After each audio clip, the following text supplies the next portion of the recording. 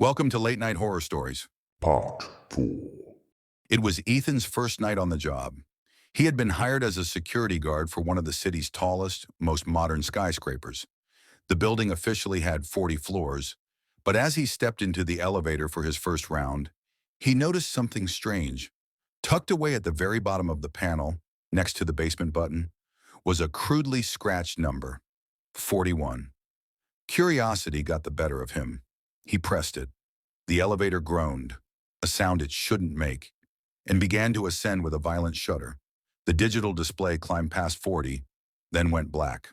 The doors slid open into an icy dead silence. This wasn't an office.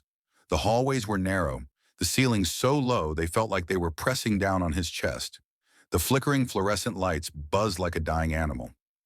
Ethan shone his flashlight down the corridor, revealing yellowed files scattered across the floor and old, abandoned children's toys. He turned to leave, but then he heard it. Click, clack, click. The rhythmic sound of an old typewriter. Driven by an impulse he couldn't control, Ethan walked toward the sound. At the end of the hallway, a door stood ajar. Inside, a thin man in a tattered gray suit sat with his back to the door, typing feverishly. "Sir?" Ethan's voice trembled. "The building is closed. You shouldn't be here." The typing stopped. The silence that followed was heavy, suffocating. The man began to turn his head. Ethan heard the sickening sound of vertebrae snapping and popping as the man's neck twisted all the way around. But there was no face, just a smooth, pale mask of skin with something moving restlessly underneath. Ethan bolted. He sprinted back toward the elevator as the typing sound resumed, now 1,000 times faster, like a frantic heartbeat. He slammed the G button repeatedly.